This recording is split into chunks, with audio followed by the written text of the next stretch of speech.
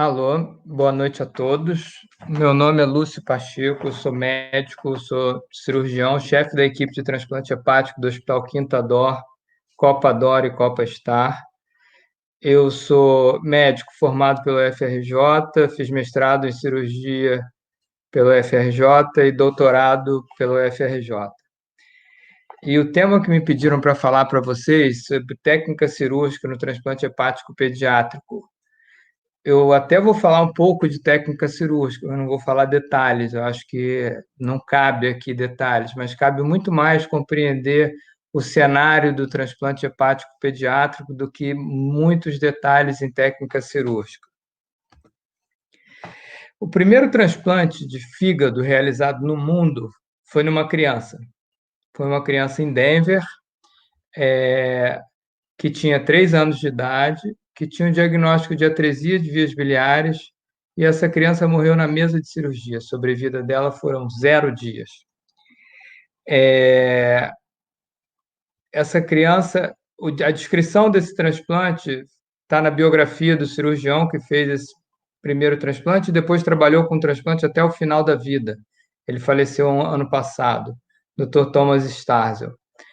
E ele dedicou um capítulo da biografia dele para falar desse transplante. E quando ele acabou esse transplante, a criança tinha morrido, e ele falou: a gente não pode parar. Depois dessa tentativa, tiveram 7 outras tentativas de transplante. Se a gente olhar a sobrevida, nenhum paciente sobreviveu mais do que 1 mês. O primeiro paciente que sobreviveu mais que 1 mês foram essas 3 crianças. Deixa eu só tentar isso. Foram essas 3 crianças que foram transplantadas em 68 e sobreviveram mais do que 1 ano. Está aqui o nome da primeira criança que foi transplantada e morreu na sala. O capítulo do livro dele ele dedica ao Benny Solis, que foi essa criança com atresia de vias biliares que morreu na sala de cirurgia.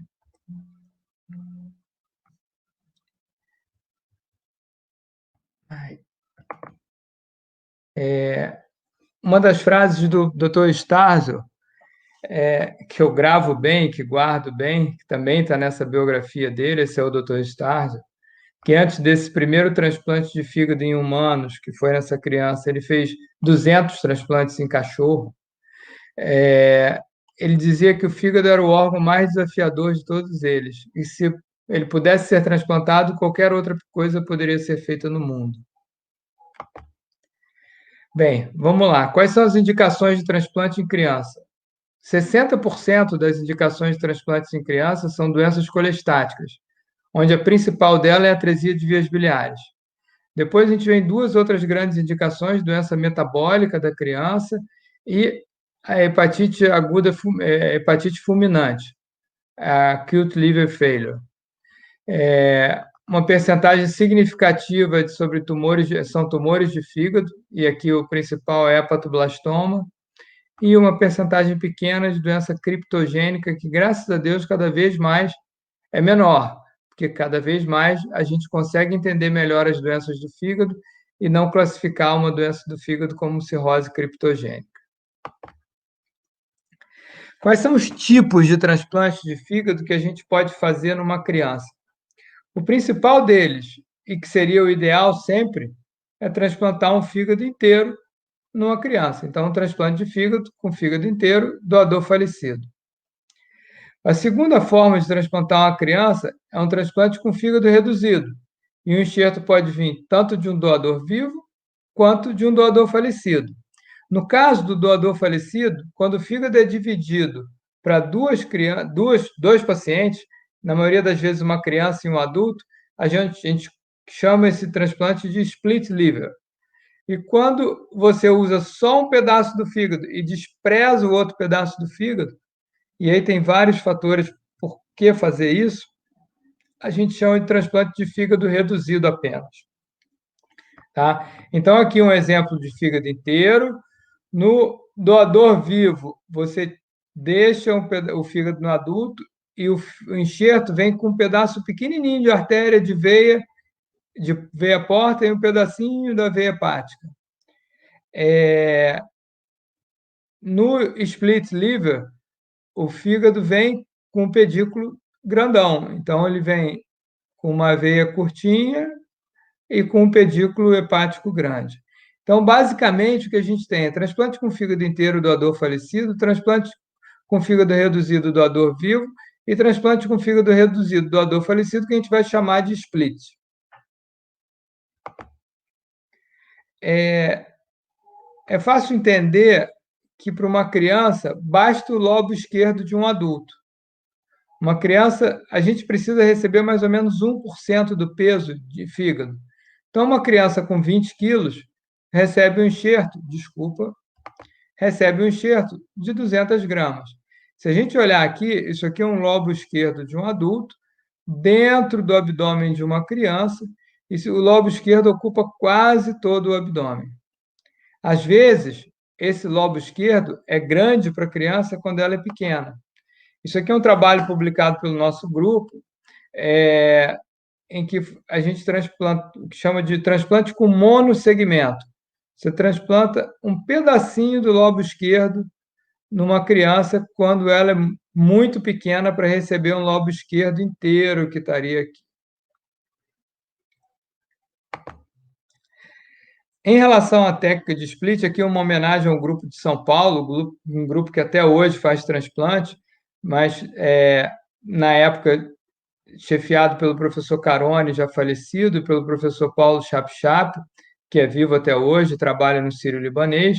A gente até hoje utiliza essa técnica dele, que é começar a partir o fígado do doador falecido, fazer o split in situ, que aí você consegue ganhar tempo de isquemia e consegue ver bem as áreas, a vascularização do enxerto que você está levando para o transplante.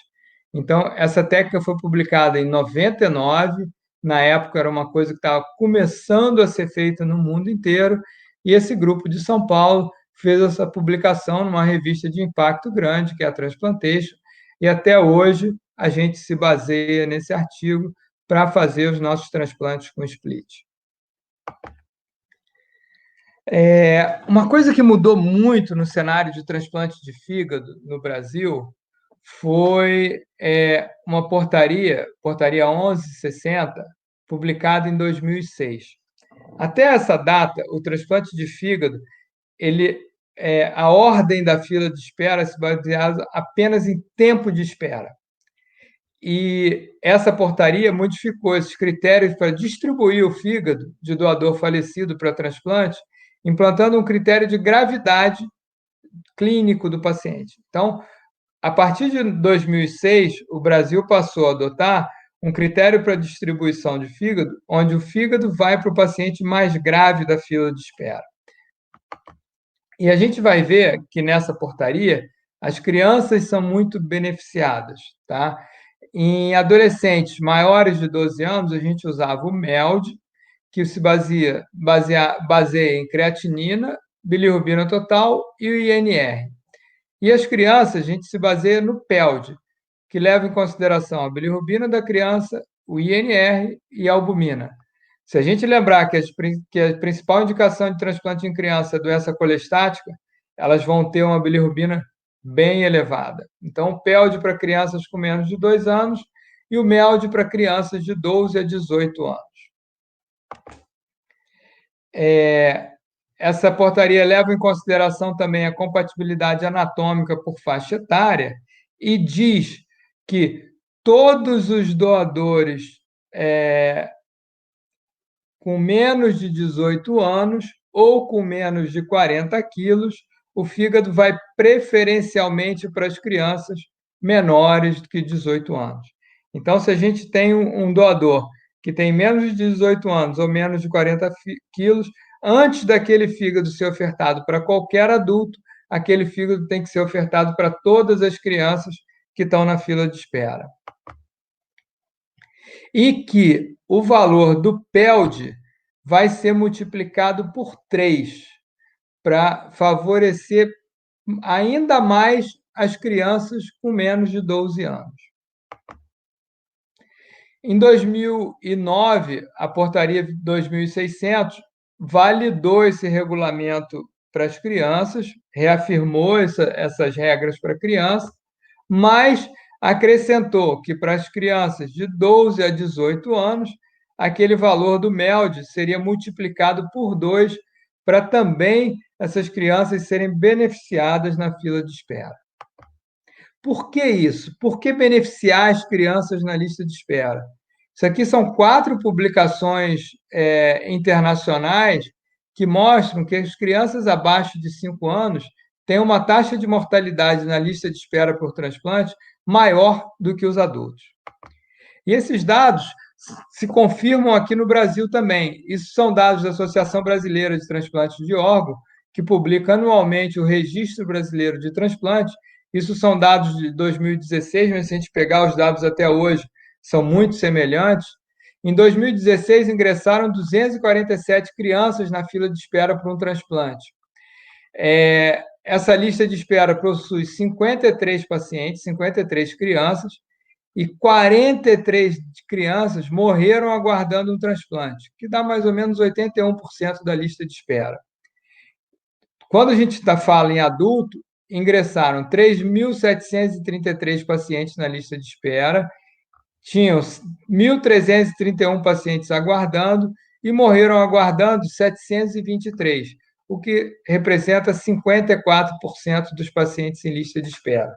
Então, mesmo aqueles dados americanos e europeus que diziam que a criança tem uma mortalidade maior, no Brasil também isso é verdade.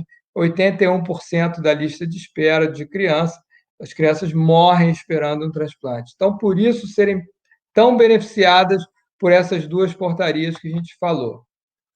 Quando a gente fala em transplante de criança, a gente sempre pensa, o que vai ser melhor, um fígado inteiro, um fígado de criança, um fígado de doador vivo? O que seria melhor para essas crianças? Isso aqui são alguns dados mundiais que eu trouxe para a gente pensar, comparando a sobrevida de pacientes com doador falecido, transplante de crianças, em crianças, qual tipo de enxerto teria mais risco para essas crianças? Na era pré-PELD e pós-PELD, e aí eu queria que a gente visse como tempo aqui, hoje em dia, pós-PELD, mais recentemente, quando o resultado do transplante é melhor, tanto o fígado inteiro, um whole liver, como um split liver, tem uma sobrevida muito parecida de enxerto e da criança. Na era pré-PELD, a sobrevida do fígado inteiro era melhor do que o fígado reduzido, do fígado com split. Eu acho que isso, com a melhoria da técnica cirúrgica, tanto faz ser um fígado inteiro quanto um fígado split. Em relação a doador vivo e doador falecido? Então, isso aqui é um transplante, resultado de sobrevida de transplante em crianças com menos de 2 anos. Isso em 2004, tá, esse trabalho. O transplante com doador vivo tinha um resultado melhor que o transplante com doador falecido do fígado inteiro, que era melhor que o doador falecido com split. Então, mas o que a gente vê recentemente é que esses resultados de doador falecido também têm melhorado.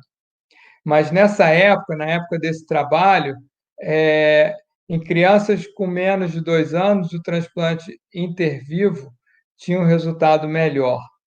Se a gente olhasse nessa época, o transplante intervivo para crianças de 11 a 16 tinha um resultado pior, porque se usava um lobo esquerdo para crianças já maiores. Então, crianças onde muito provavelmente esse resultado ruim está associado a um enxerto pequeno, que foi utilizado nessas crianças. Quando a gente ganhou conhecimento sobre isso, passou-se a usar doador vivo com enxertos maiores e esse resultado melhorou.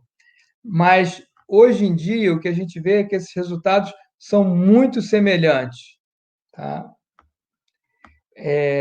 Isso aqui é uma sobrevida geral, né? Doador vivo, doador falecido, não só a criança abaixo de 2 anos, mas em todas as crianças. O resultado do doador vivo é muito igual ao resultado com doador falecido, deceased donor, com fígado inteiro, mas o que do split ainda era um pouquinho menor a sobrevida final do transplante com split. Isso a gente vê várias outras séries. Isso aqui é uma série europeia de um grande centro de transplante pediátrico na Europa, mostrando, comparando o resultado do transplante com doador vivo com doador falecido. E nessa época, em 2006, você vê que são trabalhos antigos, o doador vivo e o doador vivo tinham um resultado melhor, o doador com fígado inteiro, doador falecido, fígado inteiro, tinha um resultado quase semelhante ao doador vivo, mas do split era um pouquinho pior. Tá? O que a gente vê hoje em dia é que são muito parecidos esses três grupos de transplante. O que eu queria ressaltar nessa aula, principalmente nesse mês de setembro, que é o mês da doação, é a importância da gente aumentar a doação de órgãos e aumentar o doador falecido. Doador vivo, a gente tem que ter na cabeça, por mais que a mortalidade do doador seja pequena, sempre quando acontece qualquer complicação com o doador e até a morte do doador, que é uma coisa rara, mas que pode acontecer, isso é uma tragédia. Então, o que a gente tem que procurar sempre é tentar fazer o transplante com doador falecido. A gente copiou essas leis nossas para que estimulam o transplante com doador falecido, e esses aqui são dados americanos. Eu vou esmiuçar isso um pouquinho melhor. Em 2016, de 6 mil transplantes de fígado feitos nos Estados Unidos, 573 foram transplantes pediátricos. E desses, 64 com doador vivo e 509 com doador falecido. Então, nos Estados Unidos, o transplante pediátrico representa 7% do geral da população dos Estados Unidos, população transplantada nos Estados Unidos, mas a maioria deles feita com doador falecido, 90% feita com doador falecido. No Brasil, isso aqui é uma edição comemorativa do Registro Brasileiro de Transplantes da BTO, que olhou os transplantes de 1996 até 2006. Nesse período de 10 anos, quando o transplante pediátrico estava engatinhando aqui no Brasil, foram feitos 4.700 transplantes de fígado e 927 foram transplantes pediátricos. E aí vale ressaltar que são 20% de todos os transplantes foram pediátricos, porque tinha um grupo esse grupo do sírio-libanês, que fazia muito transplante em criança desde o início dos transplantes no Brasil. As crianças de 0 a 5 anos eram a maioria, e aqui isso permanece até hoje, por conta da indicação de transplante em criança ser atresia de vias biliares, que é uma doença que a criança nasce com essa doença. Tá? E aqui dados recentes do Brasil, do registro de 2016.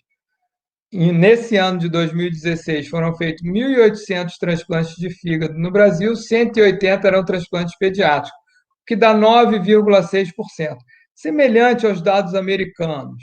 Tá? O que é completamente diferente é que 90% dos transplantes pediátricos feitos nos Estados Unidos eram feitos com doador falecido. E aqui no Brasil, de 9%, 3% eram feitos com doador falecido, o que dá em torno de apenas 30%. Apesar de 8%, isso aqui é um gráfico que mostra a avaliação dos doadores no Brasil, a faixa etária dos doadores, e os doadores pediátricos representam 8%, e só uma taxa pequena de transplantes pediátricos foram feitos com doador falecido. Tá? Isso aqui são dados de 2016 no Brasil, que foram 180 transplantes feitos no Brasil, aqui, foram 119 com doador vivo e 61 com doador falecido. Então, no Brasil, 66% dos transplantes pediátricos são feitos com doador vivo, enquanto que nos Estados Unidos apenas 10%. Mesmo com essa legislação que tenta alocar o doador falecido para as crianças, a gente ainda tem no Brasil uma taxa muito pequena de transplantes pediátricos feitos com doador falecido.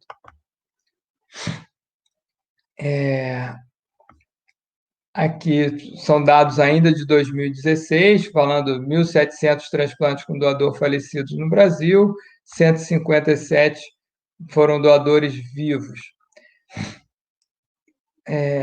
Agora, um pouquinho aqui para o Rio de Janeiro. Eu coordenei o transplante no Hospital da Criança até dezembro do ano passado, o Hospital Estadual da Criança. Até o final de 2016, a gente tinha feito 70 transplantes. Eu saí do Hospital da Criança com mais de 100 transplantes feitos. Mas desses 70 transplantes, 42 foram feitos com doador vivo e 28 com doador falecido. Desses com doador vivo, representaram 60% da população. Nos últimos 2 anos, todos os transplantes intervivos do Hospital da Criança foram feitos com cirurgia videolaparoscópica, e a gente tem 2 transplantes, 2 cirurgias de doador vivo realizadas no Quinta Dor e no Copa Dor, realizadas por cirurgia robótica, que a gente acrescentou mais tecnologia à cirurgia do doador, fazendo com que ela ficasse mais segura e um enxerto melhor para a criança. Se a gente olhar crianças abaixo de 2 anos, a taxa de doador vivo aumenta ainda mais, vai para 82%. Dessas crianças abaixo de 2 anos, apenas 7 foram com doador falecido. É difícil ter doador falecido para criança abaixo de 2 anos. Foram 4 fígados inteiros, 2 splits e 1 fígado reduzido, porque não tinha ninguém para receber o outro pedaço do fígado que não foi utilizado. Isso aqui é só para ilustrar o tamanho de um fígado inteiro transplantado numa criança abaixo de 2 anos. Então, é um fígado inteiro que cabe na palma da mão. E isso aqui é um caso bem interessante para ilustrar que essas crianças têm muita variação anatômica, e essa foto não está ao contrário, o baço está aqui à direita, o estômago está virado para cá, o duodeno está aqui à esquerda, e o fígado transplantado foi implantado do lado direito, do lado esquerdo do paciente, que tinham citos inversos totais. Então, lembrar sempre que essas crianças que vão ser submetidas a transplante, a gente tem que conhecer muito a anatomia e muito das variações anatômicas que são frequentes nessas crianças. Mesmo com muito estímulo, se faz pouco transplante pediátrico no Brasil, principalmente com doador falecido, com deceased donor.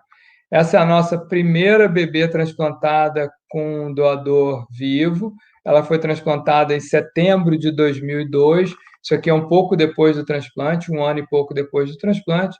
E ela atualmente, hoje, é uma linda jovem que faz faculdade, e o seu pai que foi doador para ela. Uma outra mensagem que eu queria deixar é que a gente precisa aumentar a vontade de realizar transplante pediátrico com doador falecido. São poucas equipes que fazem transplante pediátrico, e a gente precisa estimular cada vez mais esse transplante pediátrico com doador falecido, lembrando que nos Estados Unidos 90% dos transplantes pediátricos são com doador falecido, e no Brasil apenas 30%. Esse é o João, transplantado com doador falecido, e ele, uma foto dele há 3 anos atrás, quando veio numa consulta. E a última mensagem que eu queria deixar: a gente precisa aumentar o acesso dessas crianças com doença hepática grave aos centros de transplante pediátrico. Até pouco tempo, só São Paulo fazia transplante hepático pediátrico, num volume grande. Hoje em dia, o Rio de Janeiro faz também, vem o segundo estado com volume de transplante pediátrico, e o Rio Grande do Sul tem começado isso também. Tá? Isso aqui são 2 crianças que eu adoro, esse transplantado por um tumor de fígado e essa criança com uma outra doença colestática. Eu queria encerrar com essa slide e agradecer a todos vocês pela atenção a essa aula. Espero que vocês estimulem a doação de órgãos e estimulem o transplante hepático pediátrico. Muito obrigado.